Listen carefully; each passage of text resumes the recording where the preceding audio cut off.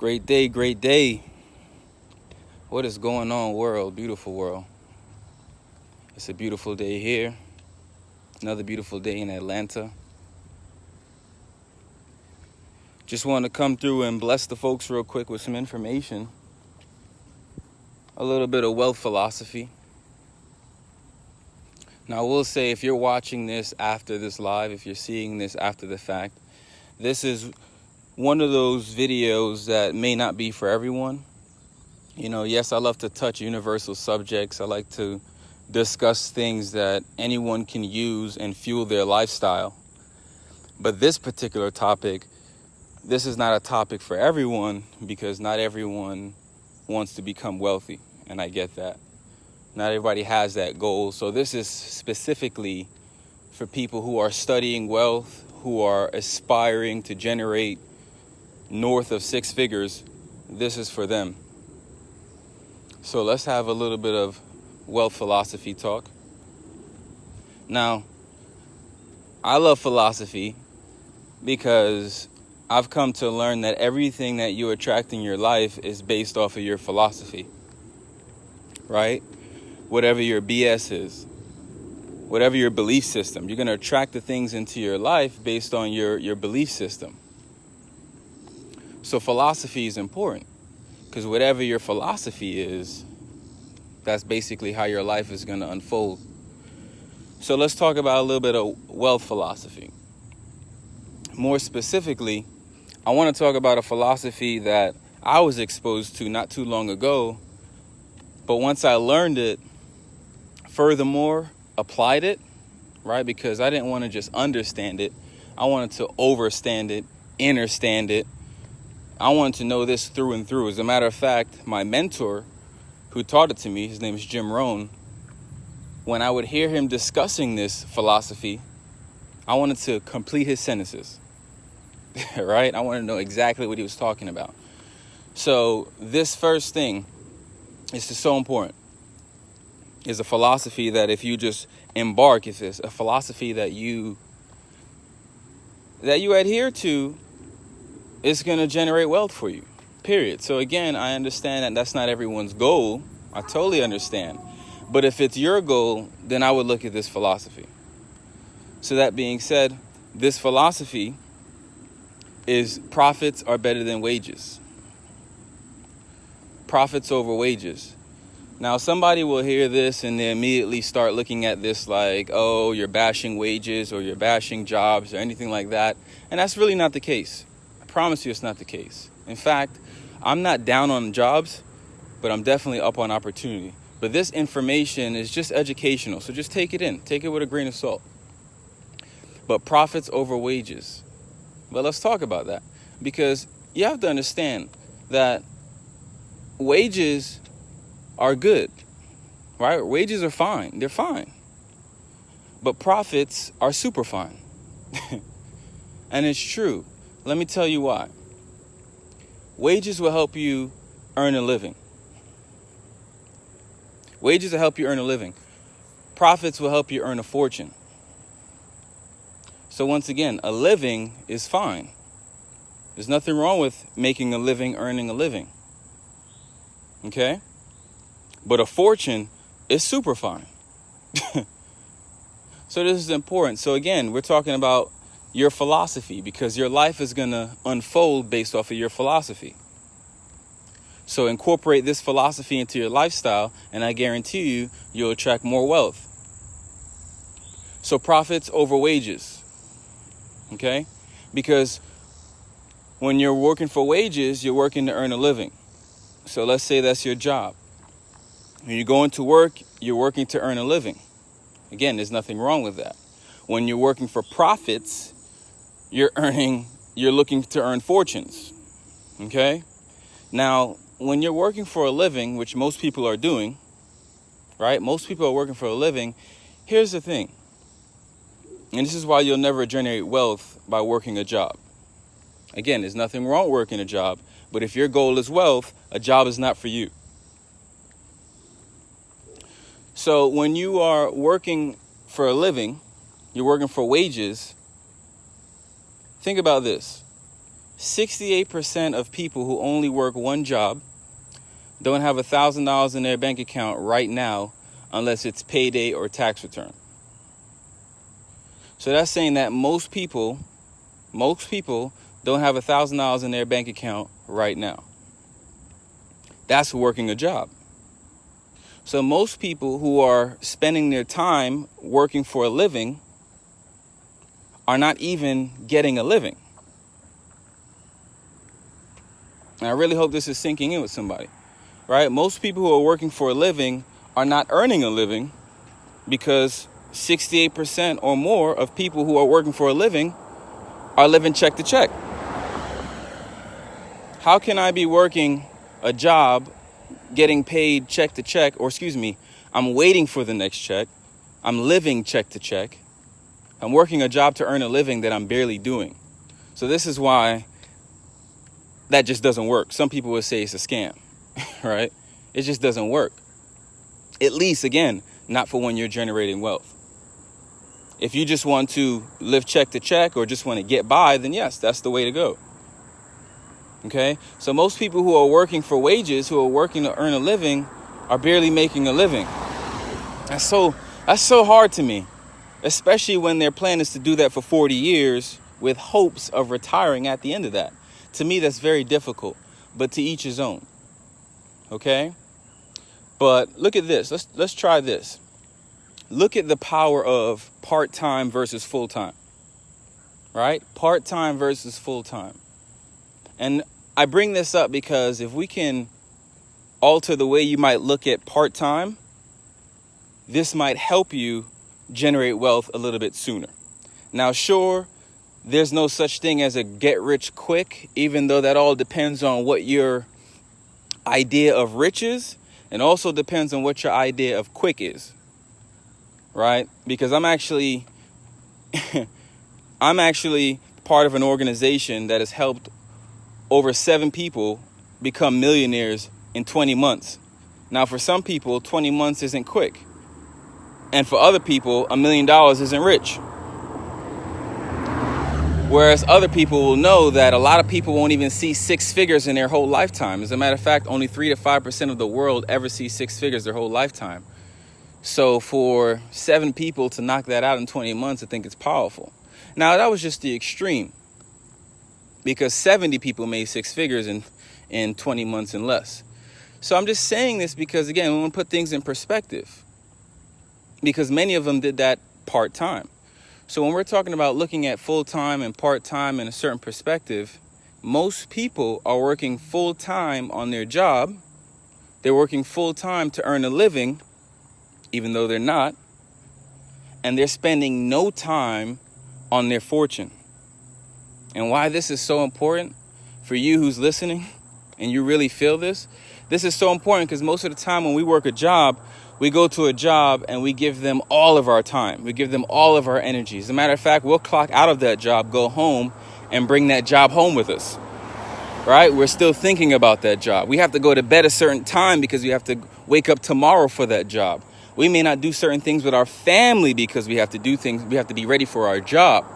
It could be Sunday and you're having a great time at the beach, but all you can think of is that when you get home, you need to hurry up and get ready for Monday for that job. So most people, they're used to working full time for a living and spend 0 time on their fortune. So after you work your job and you get home, you spend 0 time on you. You spend 0 time on you, whether it be learning more skills that can help you generate profits, whether it be learning different ways that you can employ your money, and we'll talk about that in a second, investing, whatever it is, you spend all the time on your job, and then when it's your time, you don't spend any time. So this is important. So let's look at the power of part-time versus full-time, because imagine this. I have a huge imagination. So if you do too, let's see if we can paint a picture in your mind. Imagine this. Imagine if you were working full-time on earning a living, full-time on your job, and you only spent part-time working on your fortune. Imagine that. Whether that be learning a skill of, again, how you can invest somewhere, whether that be you already know where you can put money and you decide to learn about these different avenues, whatever it is. Imagine if you spent part-time working on your fortune. Maybe it's a business that you want to open. Maybe it's a brand that you want to launch. Whatever it is, full-time on your job, part-time on your fortune. Imagine if you did that. Furthermore, imagine if you had goals behind you. What do I mean? You had goals behind you. What if you set a goal that you plan to make exactly what you're making full-time working on your job? You want to do that part-time working on your fortune. And imagine when you accomplish that. When you're able to generate the same money you work full-time, you're able to generate that part-time. This now frees up time for you. And this is so important because time is you can't get that back. Right? Time, you can't get that back. Time freedom, very valuable. So that said, imagine you set that goal and you hit it. Then you up your goal. Imagine now your next goal is to make double part-time what you were doing full-time. Meaning you want to make double the money that you are making full-time working on your living. You want to do that working part-time on your fortune.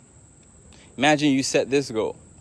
Furthermore, imagine when you hit it. See, this is so powerful, and this is a lot of people don't think this way. I get it. As a matter of fact, you're entering the realm of the 1 to 3%. If this is your first time hearing anything like this, only 1 to 3% think this way. Because 95% of the world generally is thinking, let me go trade my time for money. All right? So part-time versus full-time. You can do a lot of profit type work, profiting work. You can look at avenues to where you can invest and employ your money on a part-time basis. It doesn't take all your time. Especially if it can get you out of that 68% where you're not having $1,000 in your bank account unless it's payday or tax return. Right? So the last thing I want to talk about is investing. You must invest. I don't even want to say you should.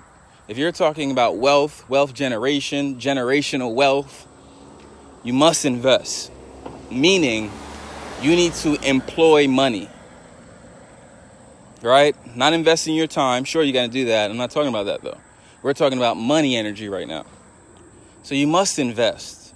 You have to find ways to put your money to work for you so that you don't have to work for it. Okay? My mentor told me, he said, whatever you don't use, you lose. Right? Whatever you don't employ, you forfeit. That goes for money as well. Not just basketball skills or chess skills, right? Or ballet skills, whatever. Whatever you don't use, you lose. So if your money is just sitting in the bank account, it's going to go down. If your money is just sitting in a box at your house, it's going to go down because you'll find a reason to spend it, whether you feel like it's a good reason, whether it was an emergency, whether it's whatever. You'll find a reason to spend it. And guess what?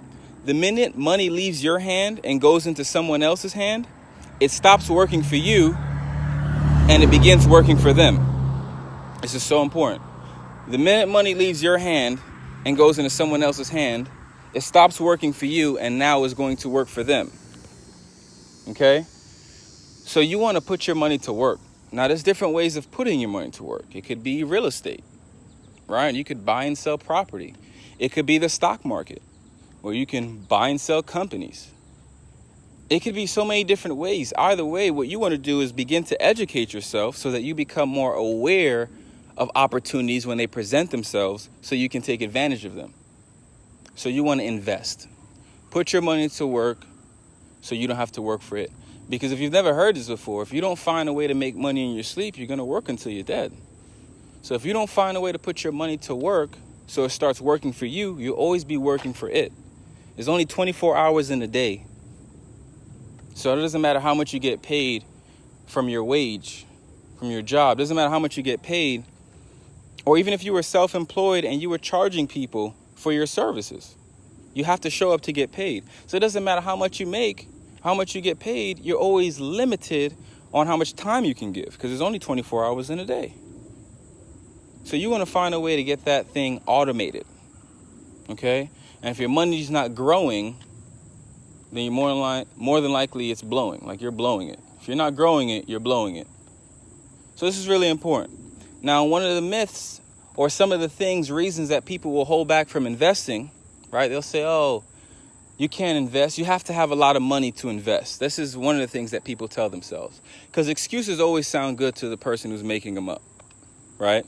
So one of the things that people tell themselves is, you have to have a lot of money to invest. Now, it's true that the more money you have to invest, the more money you can potentially make. Yes. But it's a myth that you need a lot of money to invest. But then again, what is a lot of money? Because I know ways you can start with as little as $10 and you can grow that from your phone to 6 figures. I know ways that you can purchase real estate for less than $500 and potentially resell that real estate property for significantly more. So what is a lot of money? That's a myth. All right. I know a way you can take as little as 10 cents and grow 10 cents to $1,000 in a week's time. So what is a lot of money? Right? So that's a myth, that it takes a lot of money to invest. And having that myth, having that philosophy in your mind will keep you broke. That's not going to take you to wealth. Okay? Another reason why people may hold back from investing is they'll say, well, you can lose. They say, hey, you can lose your money doing that. You can lose your money if you're buying and selling houses. You can lose your money if you have tenants in your house because they might break something and you got to fix it. You got to cut their grass, blah, blah, blah. Again, excuses. This is excuses that's going to keep you broke, right? Don't invest because you can lose. That's like saying don't get out of bed because you can die. Life is risky. As a matter of fact, you need to learn so much about risk. And you need to embrace risk.